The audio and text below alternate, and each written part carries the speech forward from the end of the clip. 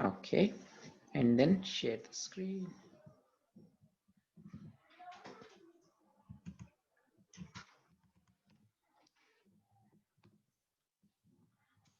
Is it now visible as well as audible? Yes, sir.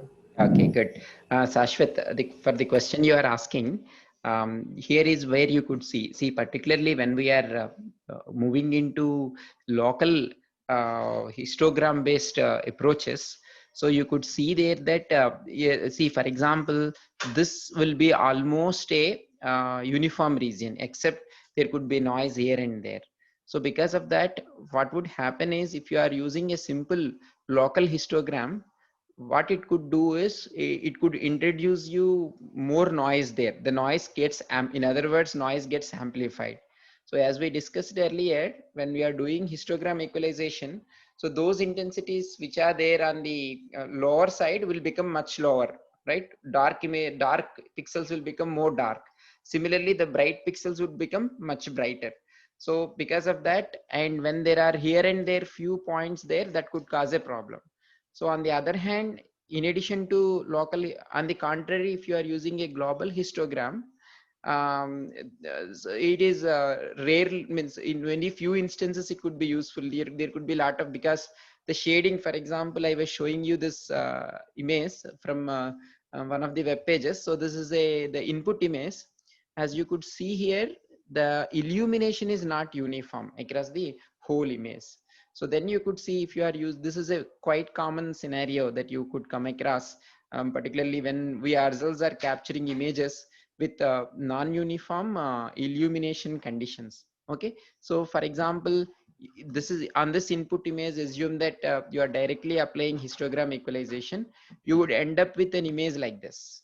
Okay, and then if you are using an adaptive histogram, thus that would take care of these issues, and you could get a pretty good result here, what you would see here.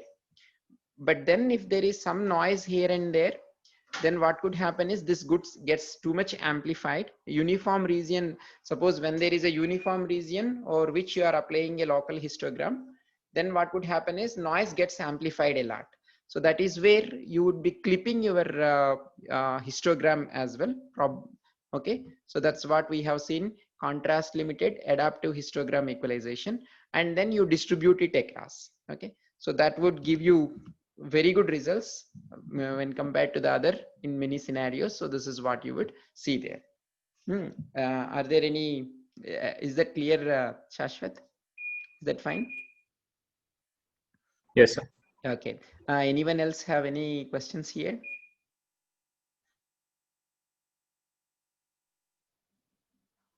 So anyway, I will not ask you to code for contrast limited histogram equalization, although it is not that difficult.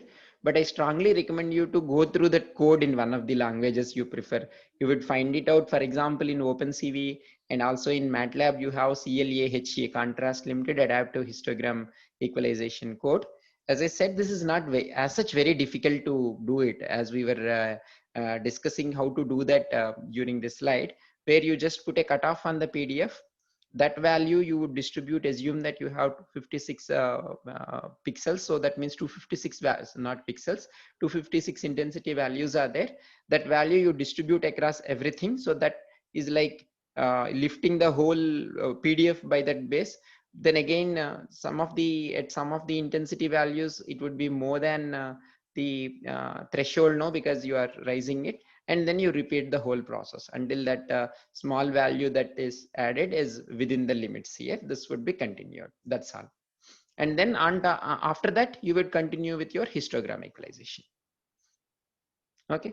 So if there are no questions here, we will go ahead from this part. Assignment anyway, I will So ask you. one last question I have. Yes, Shashwat. Yes. Sir, this contrast limiting, this thing is Hmm. done post equalization or prior to the equalization? It is done before histogram equalization. Okay, okay, okay. After that, you do Yes. histogram equalization. Yeah, okay, sir. Thank you. That too, usually this is what you do: local histogram equalization, not just the global histogram equalization. Okay, sir. And then what you need to also pay attention is what is the window size you are taking. Just take a look at in Python, you take a look at, or any other for that matter. So usually this, even you don't, there will be some default parameters for the window size also for applying this contrast limited adaptive histogram equalization.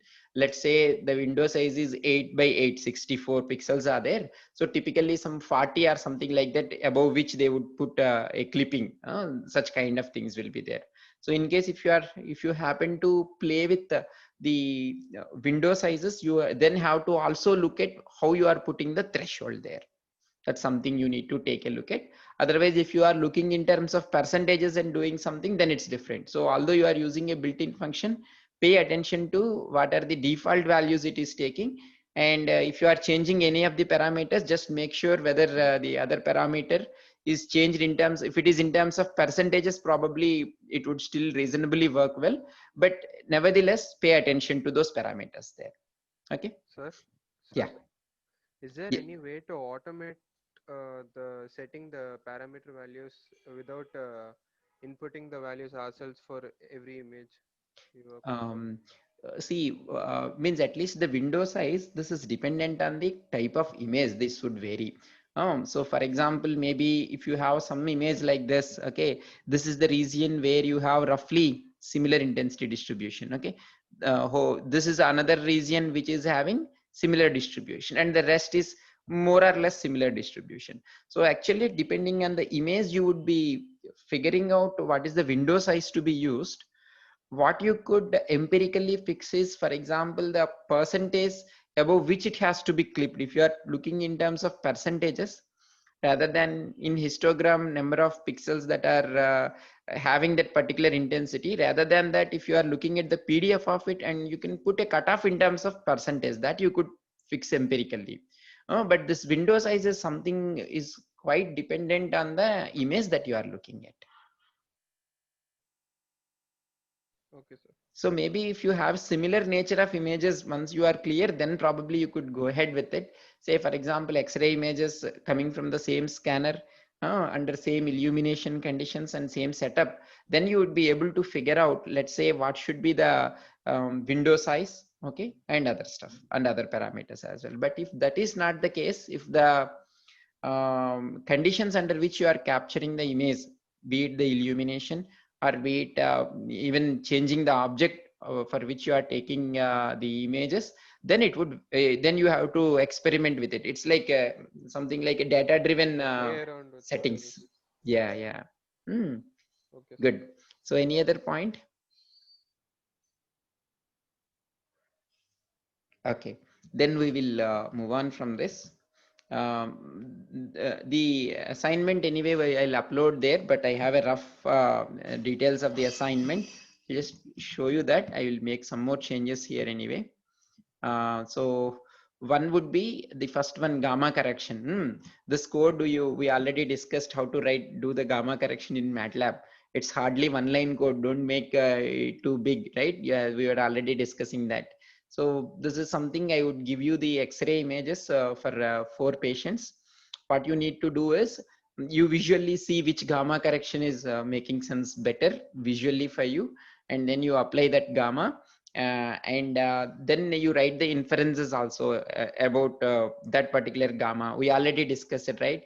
What is that region of intensities that gets brighter when your gamma is greater than 1 and gamma is less than 1, right? That's what we have. Gamma equal to 1 is anyway the same linear curve. So what would happen when your gamma is greater than 1? What is the impact of it on your transformation? Lower intensities get mapped to small parameter. Right. So the range. So similarly, you could make an inference. Is it lower or higher?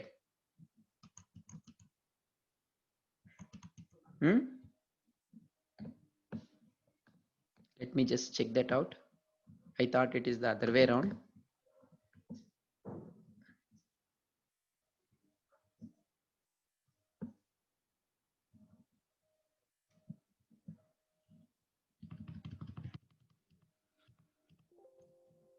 That was part 3, right?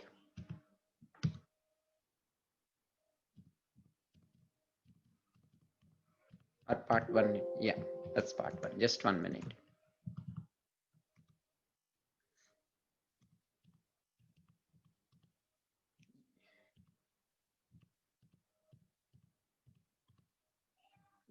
Yeah, you are right.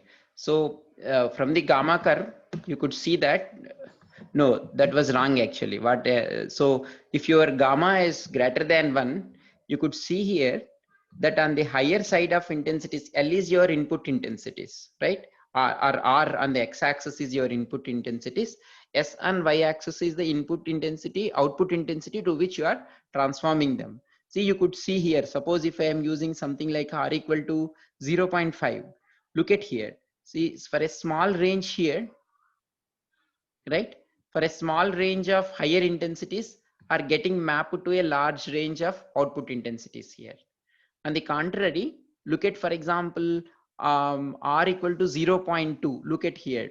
A small range of intensities on the lower side are getting mapped to a large range here. So it's exactly the opposite to what you told, isn't it? So actually, I said the inverse of it. I said the lower intensities get mapped to a single value when gamma is greater than 1. So Sorry. it's Yeah. the Yeah. lower intensities get mapped to a single. Yeah. So means what I'm saying is, suppose in your image, if you have the bright in the image is on the brighter side, most of the pixels are on the brighter side. Okay, but it is over a very large, very small width here. Okay, that you want to enhance, then you go for gamma greater than 1, isn't it? Is Yes, it? sir. Yeah, Yes, sir. fine, good. So you take a similar look into it. See, for example, maybe here it's the dark region that you would like to enhance. You want to see in the lungs. You could hardly see anything here. So what should be the gamma value is gamma should be less than 1 here. And if you increase gamma higher values, this is what the effect will be. Okay. So yeah, just figure out whichever makes sense. Again, somebody may feel this is better, or there could be always slight variations, but at least whether it is greater than 1 or less than 1, and rough range should be more or less. If it is good, you just, that's good enough. Okay, that's one thing I would give you. Then another one, on the same set of images, I would ask you to do histogram equalization, again writing your own code. This is not difficult, right? We already discussed. This is also like very few lines of code here for histogram equalization also. So try that out. Then adaptive histogram equalization, and that you please implement yourself again. So this is where I would like you to also think about making, see, one brute force way is that you take for each pixel, suppose you are ignore for the time being the pixels which are there in the boundaries, you consider the rest of the pixels. Assume that you are using 8 by 8 size of window. So what you do then, for that pixel you take all the 64 pixels in that 8 by 8 region, you plot the histogram, right? And for that histogram you do the equalization, and from that you will know. Now you look at what is the intensity of the center pixel for which you are computing this or which you have taken the neighborhood. And now from the histogram, equalized histogram, see where this is getting mapped to. And now in the output image you replace that pixel with this mapped intensity, and you repeat the whole process for all the pixels in the image. Is that clear? How you do adaptive histogram equalization, is that clear?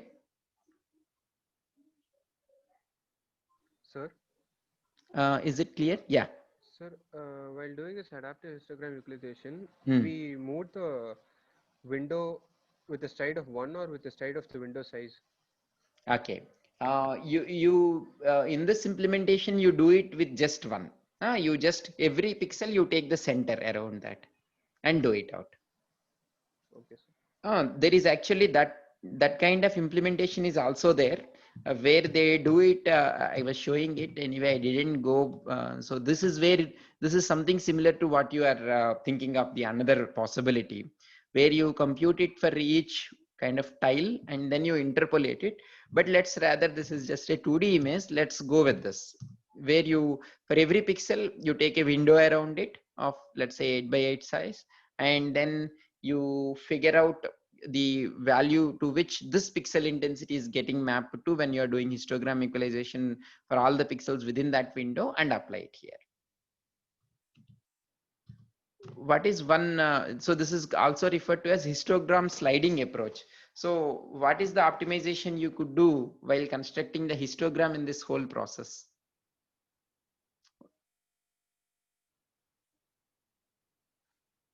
Is the question clear? See, for example, now we are going to take this 8x8 window centering each pixel.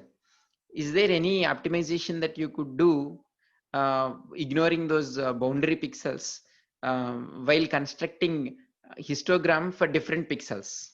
Say I did it at x1, y1. Okay, this whole process. Now I am moving to x2, y2. Is there any optimization that you could do in that case?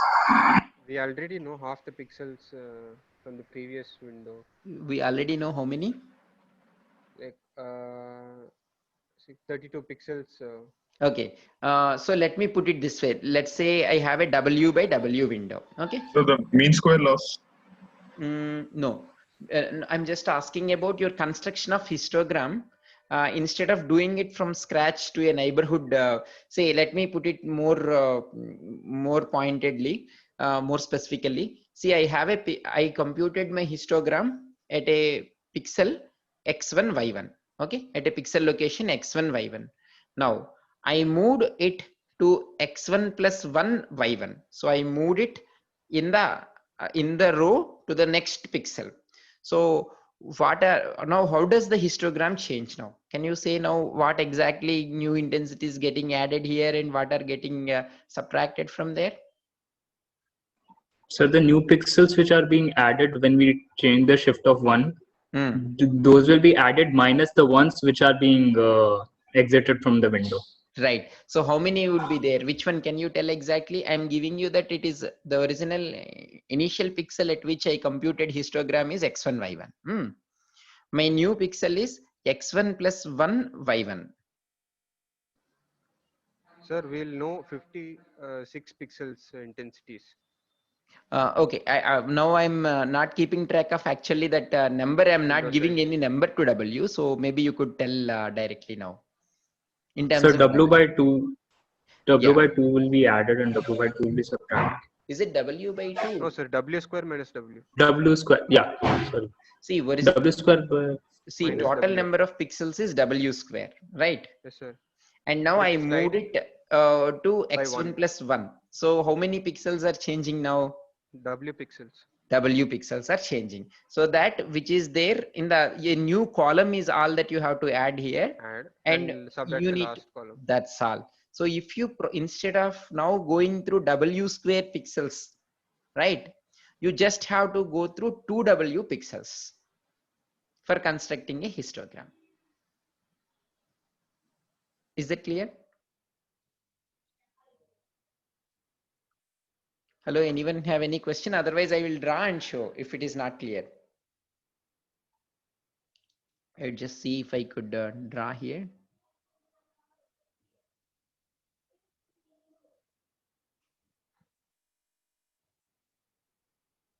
I'll just try to draw it here.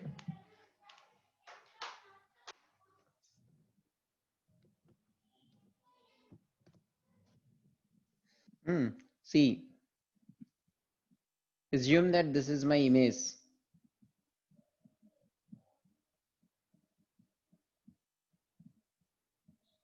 Now, suppose earlier, 1, 2, 3, okay, very small one I'm considering. Okay, so this pixel you would be computing, you won't be taking, of course, 3 by 3, but I don't want to draw a bigger one, so I'm just plotting this. Okay, so so you take all these 9 pixels and you would be constructing your histogram. Now, when you want to construct histogram for this point, what would happen? Now your new window is this one, correct? So all you have to do now is you need to subtract these So you look at what are all the corresponding intensities, and from the histogram of those parts, you for those bins are in your vector or array. Is it an array? It's a vector, 1D vector, 0 to 255, right? That's how you construct histogram. You look at what is the intensity here, and then you subtract 1 from that histogram, earlier histogram values, and then you simply now add for these histogram values. So originally, this is, for example, W by W. If you take, you have W square pixels.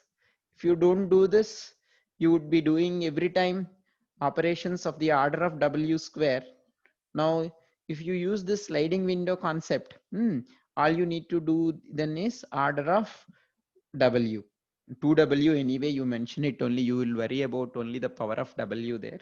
Okay, so it's order of 2W, in fact 2W operations, but you write it as order of W for construction of histogram. And of course, then you still need to do histogram equalization. That problem is still there, but at least this is what you could optimize here. So I want you to give you, stretch your muscles of your mind a bit. I would ask you to do this as well in your code. Okay, you just cross check with the simple implementation versus this. It's not very difficult, but you just need to get used to it. That's all. Is that clear? Is it clear to everyone? Sir, do we have to update the center pixel value of the previous histogram? No. See, this is what you would write it in the output image. Okay. So this is not what you would just 1 minute. Yeah. So this is not, you won't be updating this input histogram itself while doing it and moving from one pixel to the other pixel. You have another image where you would replace this with that and you proceed. That's a good question. That's a good point. Thank you, sir. Good. Any other? Yeah, feel free to stop me if this is not clear. Sir, once can you repeat it again? Yeah. See, suppose you are, so one thing I would say is, assume that if you are using a W by W window, anyway, W, so unless this distance is W by 2, those are all border pixels, you ignore them. You just keep whatever intensity is there, same for those border pixels. Okay, let's not worry about that at this point.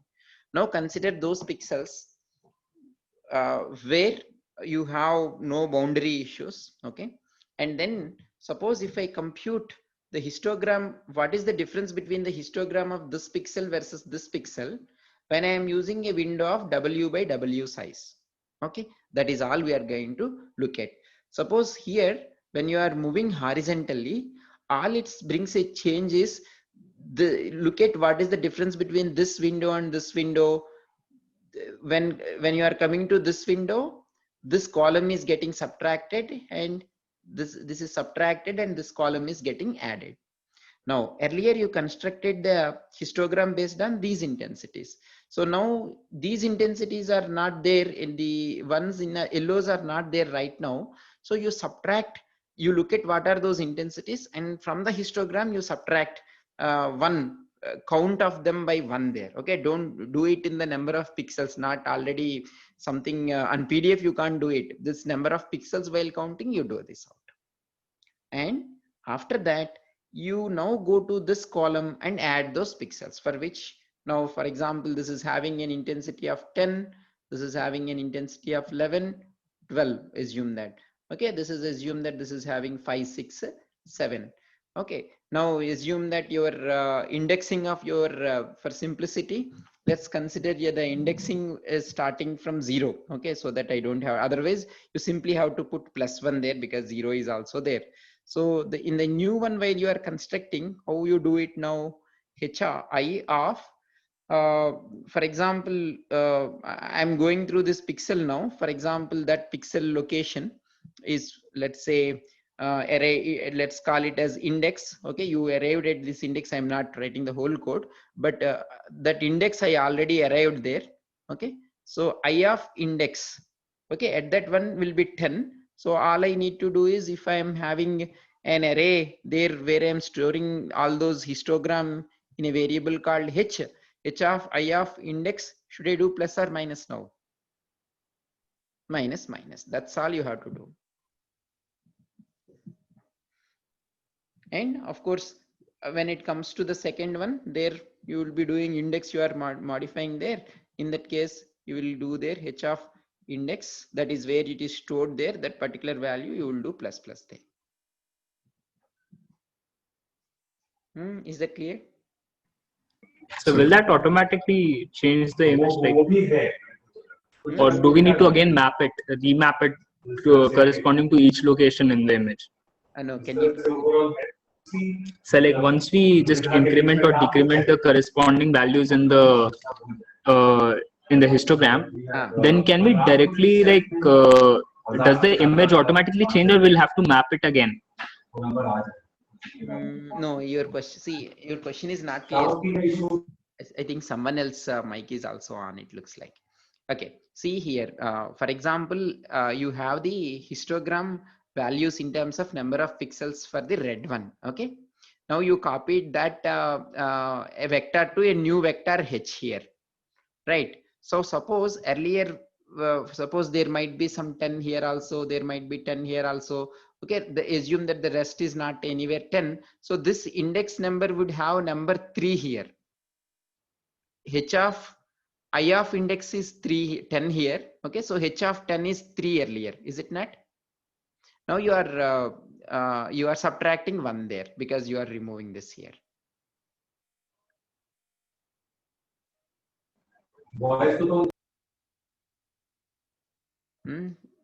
Shashwat, is that clear? Yes, sir. Okay. I need to work it out. I'll work it out. Yeah, sure. See, all I'm saying is, since I have from values from 0 to 255, okay, when I am going through that pixel, so I of index will give me the pixel value that is there. If index is the array index I am going through, okay, I'm treating as if this is one, but this could have a 2D array, okay, two indexes could be there. Just for simplicity, I'm keeping index. This is a vector in terms of, it's in fact a 2 by 1 vector. So I of index would already tell me now for histogram construction, I need a h value which is varying from 0 to 255, right?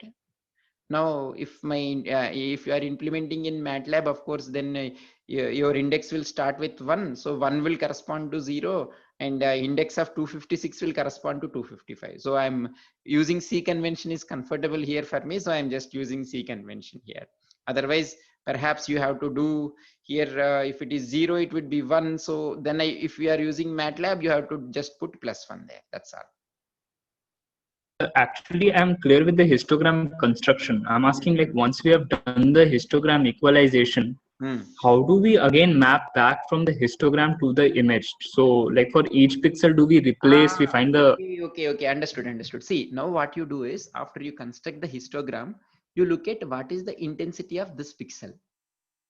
Okay, suppose this pixel is, their value is 15. In your histogram equalization, where is this 15 getting mapped to? This may be now getting mapped to, let's say, 20. Okay, now in your output image, you go there and here you keep just 20 and then you come back. See, after the end of the entire histogram equalization for a given pixel, this whole you will be constructing for each pixel. In fact, one histogram equalization operation you will be doing here. Sir, will you be doing zero padding for taking into account the corner? Yeah, you could do that actually. Zero padding is probably not the best way here if you want to deal with the border pixels, because see, something like this you consider here. If I'm doing zero padding here, this doesn't have much of zeros here, so that would change it a lot. So shall we just ignore that? Yes, that's what I'm saying. For the time being, what you do is you take only those pixels which doesn't have a border issues. If you want so, can I mirror it instead? Yeah, like mirror the last thing to do here. Mirror is the appropriate thing to do here. If that is causing you a problem, go for mirroring. I hope the MTech students are aware of what it means by mirroring. See, for example, you are taking, let's say, 4 by 4 image. when you have something here 4 by 5 by 5, assume that, okay, so assume 5 by 5 means here you need 2 pixels here, right? 2 pixels here, this pixel, and 2 pixels here. You don't have anything here. So how to deal with this thing? So one way is, I would come back shortly, maybe in another the next presentation. I would just show you something there. So what you would do there is, one thing is you pad these additional columns here. I'll draw that got too much bad. Okay, so one way is, maximum you are having 2 here. Okay, so you pad here all zeros, that is referred to as zero padding. Particularly in the histogram, you could see zero padding, particularly when your window size is very high and you are at this border pixels, would screw up things, because dark would become too dark and bright will become too bright. So then what you would do, for example, this first, so you consider this as your reflection point. Okay, and then this first column you would copy here, the second column you would copy here, and so on and so forth. That is how you create these pixels. And of course then you'd be still remaining with these things which you would do from here. You will be bringing them from there. That's called as mirroring. Is that clear? So, anyway, if you are you will come back again this when we are discussing about convolution. Unless you are writing your own code later, when you are using it, you should be clear when to use what. Once that is clear, your convolution operation in MATLAB itself would give you an option. It will by default maybe doing zero padding, but then you could mention whether you want a wrap around or mirror. There are slightly different, yeah, wrap around is slightly different. So that option is also there anyway. Yeah, here as Shashwat is mentioning, mirroring is a better thing to do than zero padding, basically. Is that clear? Any other questions here?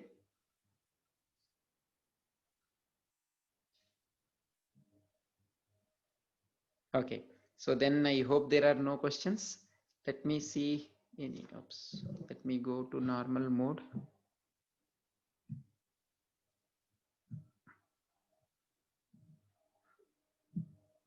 I think this is the last slide here, I hope. Okay, yeah. Yeah, so clipped histogram, anyway, you use MATLAB inbuilt function itself, but just make sure you understand what is it exactly you are clipping there, percentage, and the window size, the relationship between them. Okay, so if there are no questions for this presentation, we will move on to the other presentation, which is done spatial filtering.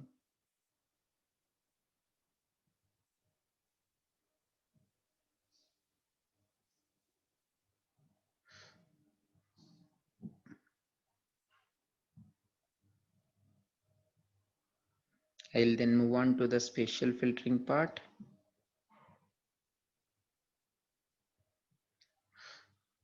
Anyway, I don't have much slides here, but I think rather go to this OneNote itself. This is better, I think.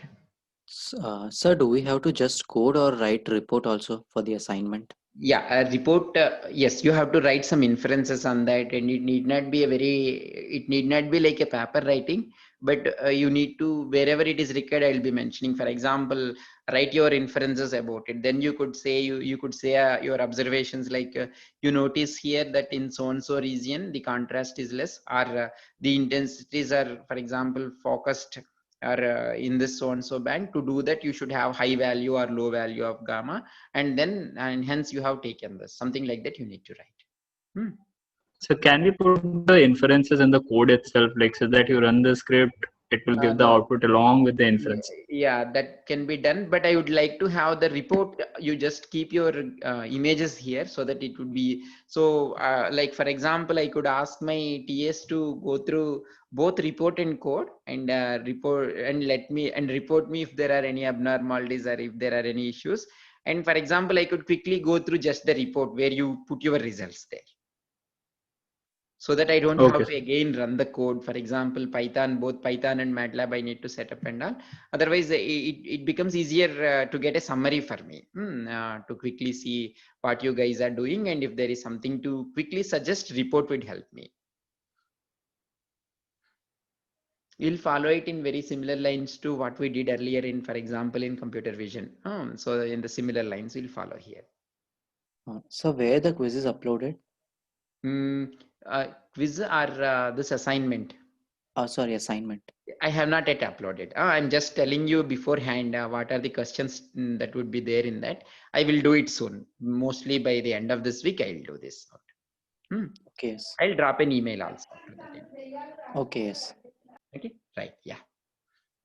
So if that is fine, we will move on to this image enhancement part using spatial filtering. See, so far you are taking a cumulative statistics of intensities, but other than that, you are not looking into the neighborhood exactly. Okay, you might say local histogram to an extent looks into it, but yeah, it's still at a very gross level. That's not what you would use for enhancement. That's not the only way you could exploit the neighborhood information. This is something you would use a lot of filters.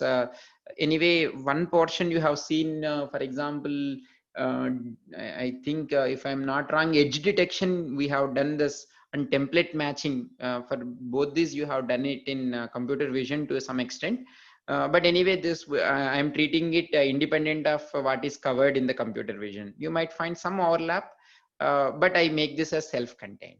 Okay, so hope you all had a chance to go through the video of it, right?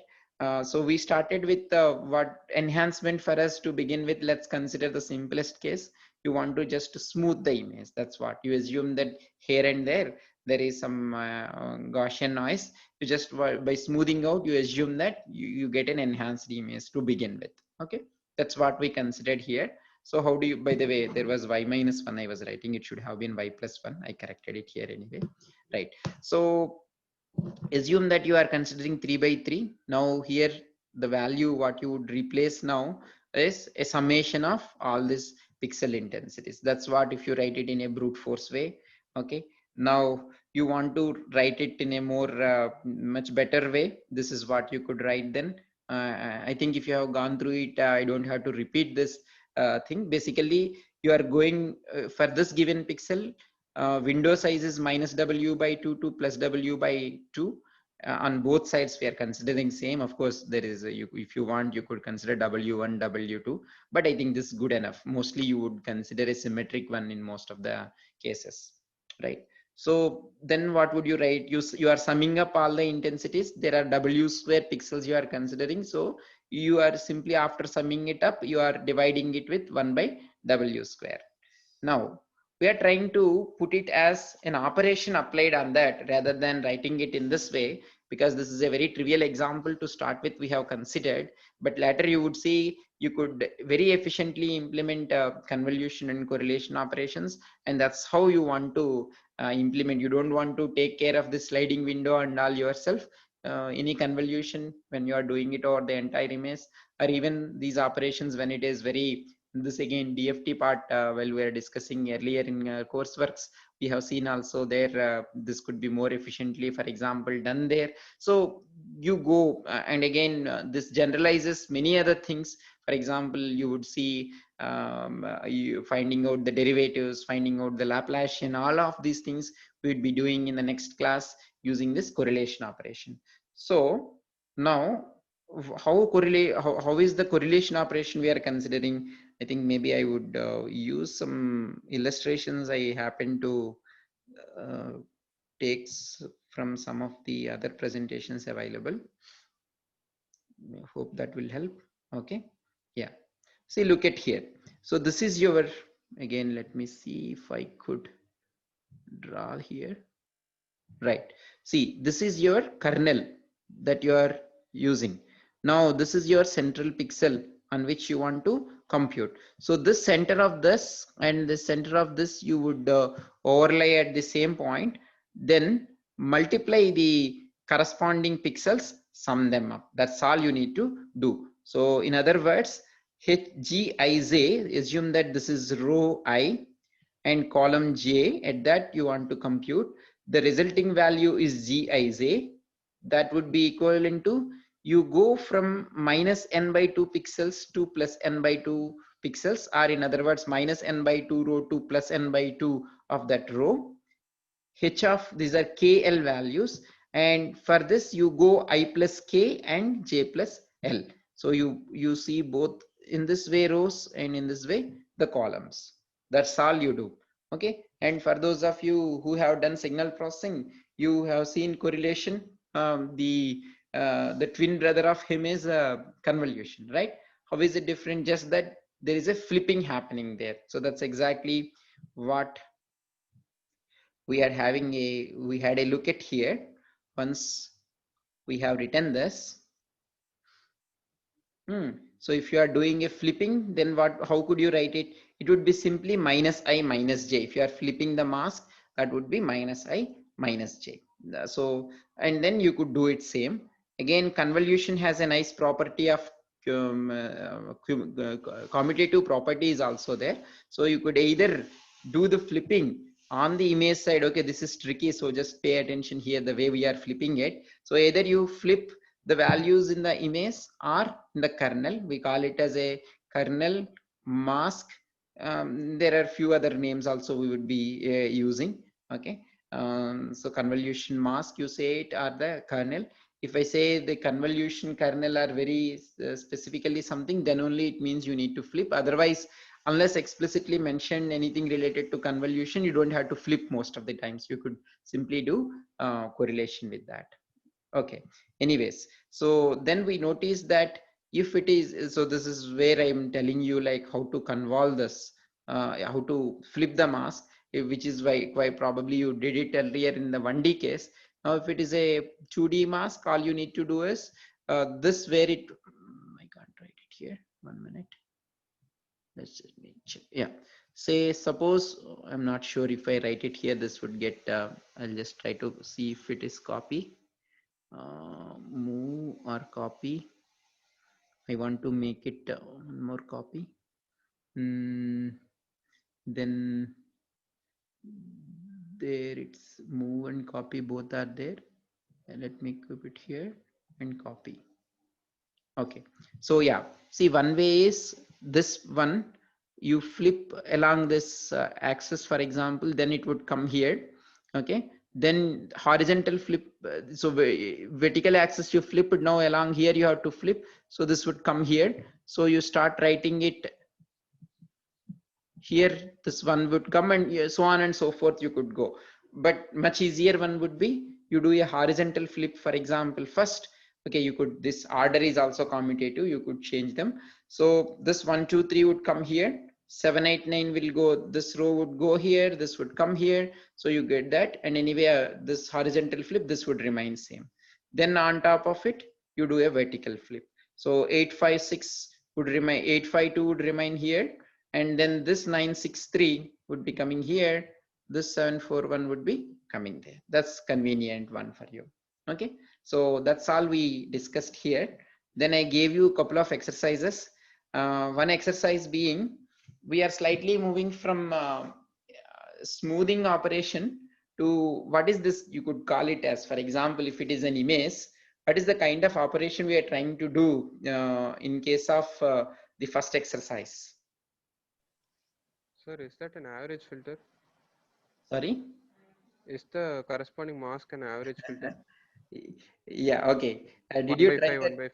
Yeah, I just wanted to hold that for a moment, but that's true, in fact.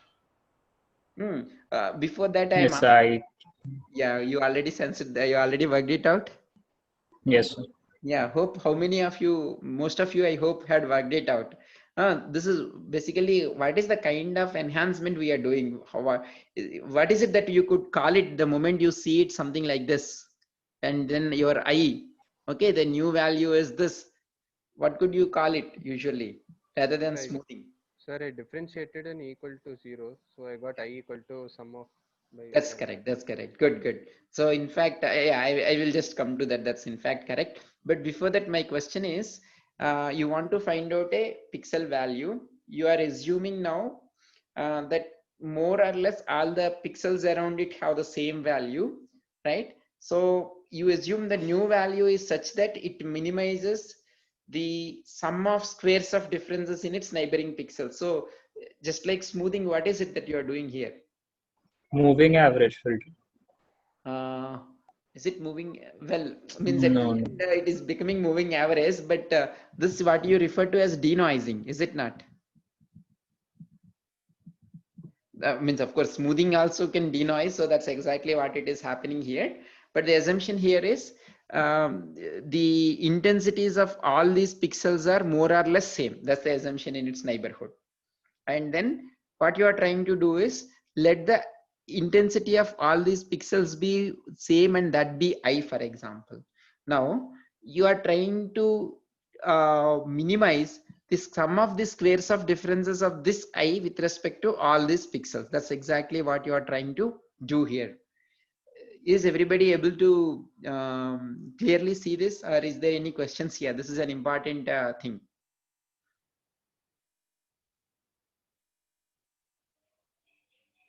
Is it clear to everyone? So what is this turning out to be? A simple averaging filter. So now you could say that's what. How do you do that now? So how are you doing it to minimize that?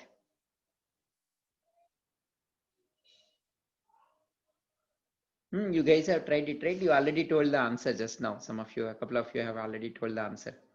So how do you minimize this now analytically? So we can differentiate with respect to I and differentiate with respect to I. So what would be that? For example, here you still have P equal to 1 to 5, correct? And this differentiated with respect to I would give you, what does it give you? Twice of summation from I minus IP. Correct. So that you need to make it to, in order to find out minimization, you find it to 0. Anyway, now this constant doesn't matter, correct? So this I will become now, what would be the resulting equation here? I equal to 5I. So you are 5 times you are summing up I, so that would be equal to 5I, okay, minus of summation of P over 1 to 5 I subscript P, right? That equal to 0. So 5I is going to be this, and I equal to 1 by 5, which is nothing but a simple averaging filter. So exactly what we discussed at the very beginning of this lecture is this simple averaging filter. In other words, after looking at this derivation, what we could see, there is nothing that stops us from extending it into 2D. All that is going to change is the notation, the variable name that we are using there, and the number of pixels would change, but nevertheless the expression is remaining same there, right? The whole optimization would remain same there. So what you could say is average filter, when you are doing it, it would give for each pixel an intensity that would minimize sum of squares of differences of that pixel intensity, okay, the new intensity added through computed over the entire neighborhood. That's the important thing here. Is the point clear to you all?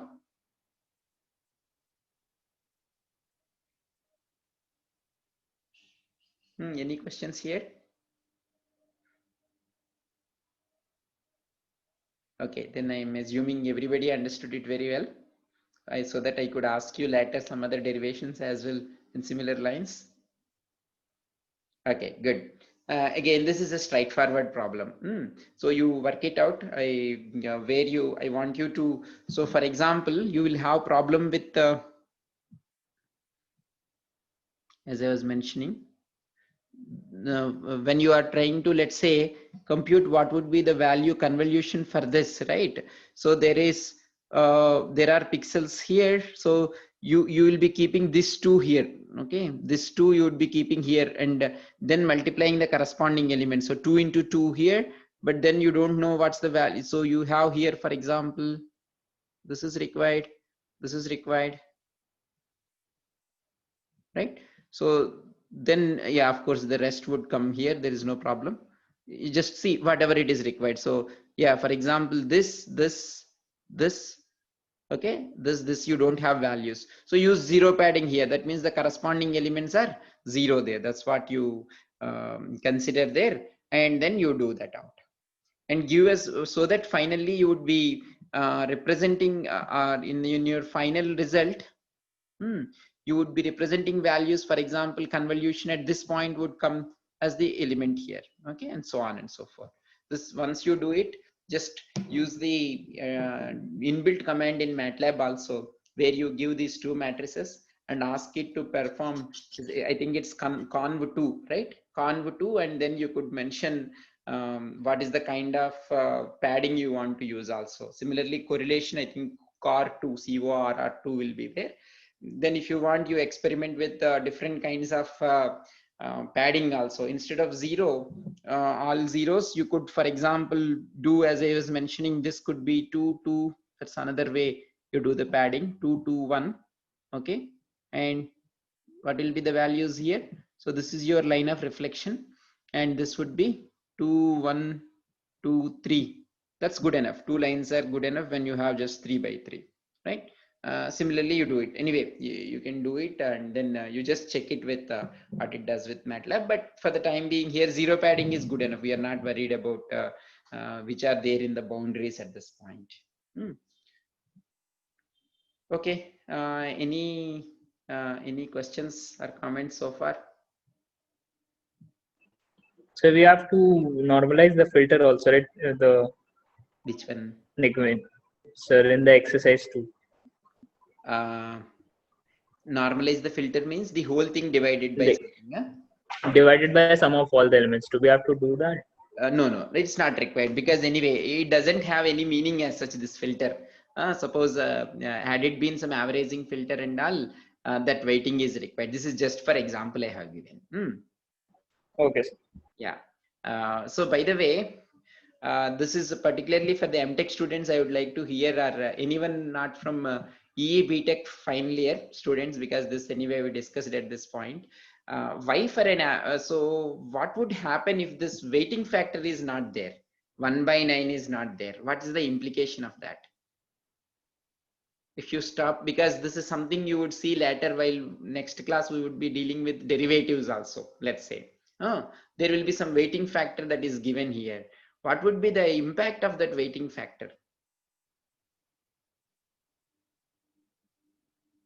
If I drop the weighting factor, what would happen?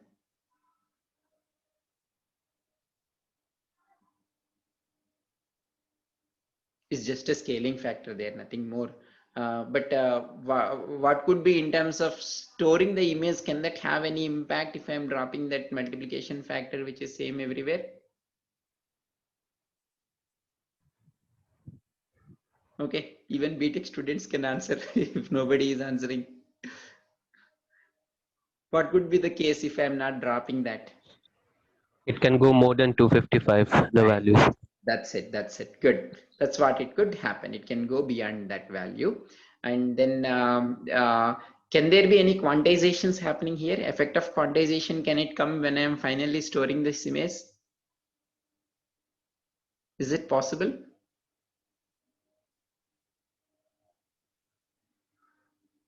When I'm applying an averaging filter. Can you repeat the question? When I'm applying an averaging filter and storing the resulting image, can there be any quantization effects happening in terms of intensities?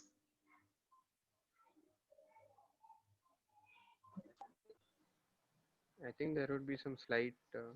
Right, because what you would be getting there could be a value, non-integer value, because there is a division by 9 there, right? So if it is not nicely falling, for example, in one of those, if everywhere the intensity is 10 and in one point it is 11, right? So then how much will I get? 91 by 9 is what I would be getting there, right? So there could be some quantize. So finally you need to approximate it to the nearest integer while storing it as an image. So just make sure while you are storing it as an image, since after you apply this all these operations, what you would be ending up getting is uint 8 floating values, right? Uint 8 conversion, you have to do it. Okay, yeah, good. So there is one more thing I have not worked out myself, but I would like you to give it a try. Suppose I'll give you the answer, see if you could find out a proof for it. I'm not going to do this. Is, if you don't understand, leave it, but I would appreciate if you try for it. Any idea on what this filter would give you? See, here I am taking sum of squares of differences of intensities, right? Now I'm taking just absolute differences and summing them up and trying to minimize this. Find a I that minimizes. Any idea on what filter it gives? Just a simple scaling, I guess. No. See, this again, find out an I, like this differentiation is a bit tricky here. This gives you, you have already studied one filter. Can you just make a guesswork at least here? What could be that filter? Averaging. No, averaging we are already done here, right? You tell me some other name. A blind guess is also is good enough. What's the question? Suppose, see, what we have seen is, if I am trying to see, if you don't understand this, don't worry. This is just so is beyond this what an we. inverse of the image? No. See, earlier what we noticed there is, suppose if I take sum of squares of differences of that intensity with the new intensity I is that finding out I such that it minimizes the sum of squares of differences with all the neighboring, including all the neighboring pixels, right? This turned out to be a simple averaging filter. Okay. Now I don't want to take square, but I try to minimize the absolute difference.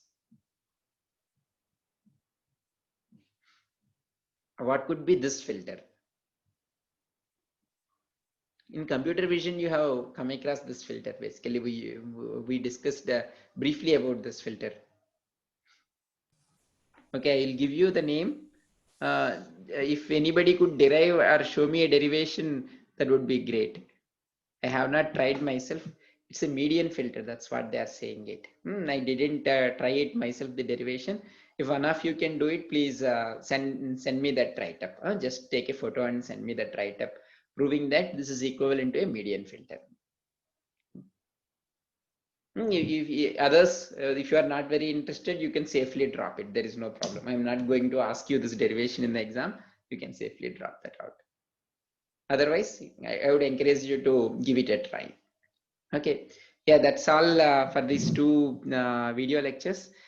So what we will do in the next, probably maybe at most 2 more lectures would be there, where I would be, I can stop share here.